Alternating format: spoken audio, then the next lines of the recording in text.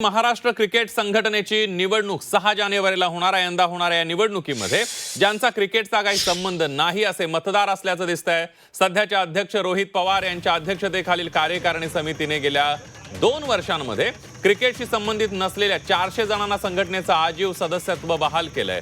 यामध्ये आजीव सदस्यांमध्ये सुप्रिया सुळे यांची मुलगी रेवती सदानंद सुळे आणि सध्याचे एमसी अध्यक्ष आमदार रोहित पवार यांच्या पत्नी कुंती पवार, रोहित पवार यांची चुलत भावंड, त्यांचे सासरे सतीश मगर, उद्योग मंत्री उदय सामंत यांच्यासह काही आमदार पुत्रांचा आणि कुटुंबियांचाही समावेश आहे। या अवैध घुसखोरीमुळे आजीव सदस्यांची संख्या 161 वरून थेट 572 वर गेली आहे। हे सर्वजण या निवडणुकीमध्ये मतदार असल्यानं महाराष्ट्रातील क्रिकेटचं भवितव्य येणाऱ्या कालावधीमध्ये क्रिकेटची बॅटही हातात न धरणारे ठरवणार असल्याचं आता स्पष्ट झालंय।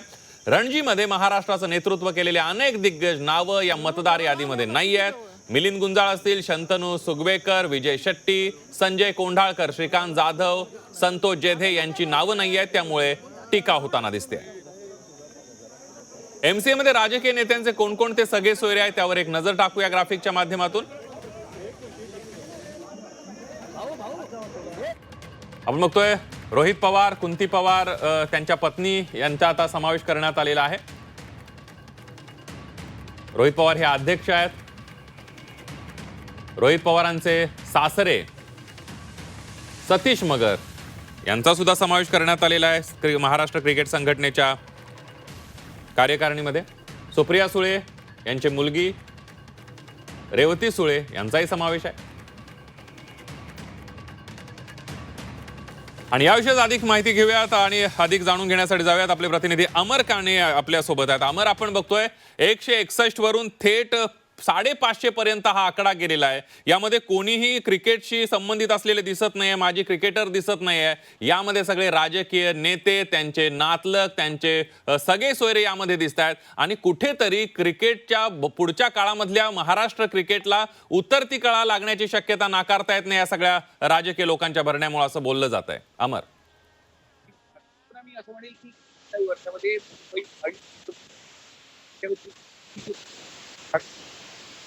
पण अपेक्षित आता त्यांना यश डोमेस्टिक क्रिकेटमध्ये बघावा किंवा मुंबईचा परफॉर्मन्स डोमेस्टिक क्रिकेटमध्ये बघावा आणि तुलनात्मक महाराष्ट्र क्रिकेट असोसिएशनचा बघावा, तर तो कुठेतरी मागे पडलेला दिसतोय। आणि त्या मागचं कारण काय, तर अनेक संघटनांमध्ये आपण बघायला गेल्यास आपण विविध राज्यांमधील ज्या संघटना आहेत, जसं आंध्रची असो किंवा बडोदा असो किंवा दिल्ली असो, राजकीय नेतृत्व अनेक ठिकाणी दिसतात, पण इथे 160 वरून थेट आकडा 572 जातो आणि सगळे सोयरे आपले जे आहेत त्यांना याच्यात कुठेतरी त्यांना सदस्यत्व देण्यात येतं। आणि शंतनू सुगवेकर सारखा जो मातब्बर क्रिकेटपटू आहे त्याला सदस्यत्व नसेल मिळत, तर हे नक्कीच दुर्दैवी महाराष्ट्र क्रिकेटच्या दृष्टीने, कारण की हे सगळे जेव्हा मतदान करतात त्याच्यातून एक कार्यकारिणी तयार होते आणि मग ती पुढे जाऊन त्या प्रदेशामधली म्हणजे महाराष्ट्र क्रिकेट असोसिएशनच्या अंतर्गत जेवढ्या काही प्रदेश येतो त्यांचं ते क्रिकेट कसं रुजवावं, तिथं टॅलेंट कसा शोधावा याकरता एक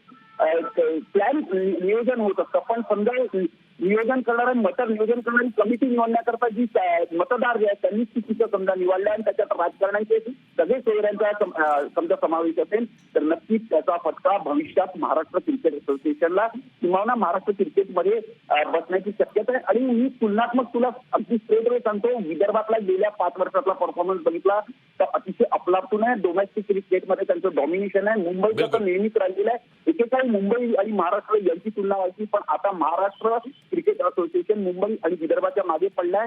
त्याचं मागचं कारण काय हे अजूनही दिसत आहे, कारण आताही पुढे जे भविष्यातले जे निर्णय घेतात आहे, ज्या पद्धतीने सदस्यत्व बहाल करण्यात येत आहे त्याचा फटका बसू शकतो आणि त्यावरूनच आता अनेक जाणकार क्रिकेटप्रेमी सुद्धा टीका करताना दिसून येत आहे।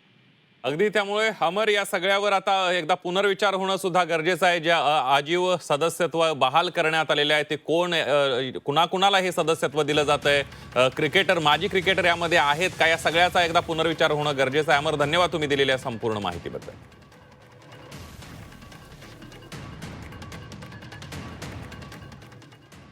आपण बघतोय की कशा पद्धतीनं राजकीय नेत्यांच्या या सगळ्या नातेवाईकांचा यामध्ये भरणा करण्यात आलेल्या महाराष्ट्र क्रिकेट संघटनेची निवडणूक 6 जानेवारीला यंदा होणाऱ्या या निवडणुकीमध्ये ज्यांचा क्रिकेटशी काही संबंध नाहीये असे मतदार असल्याचं दिसतंय. सध्याचे अध्यक्ष रोहित पवार यांच्या अध्यक्षतेखाली कार्यकारिणी समितीने गेल्या 2 वर्षांमध्ये क्रिकेटशी संबंधित नसलेल्या 400 जणांना आजीव सदस्यत्व बहाल केलंय.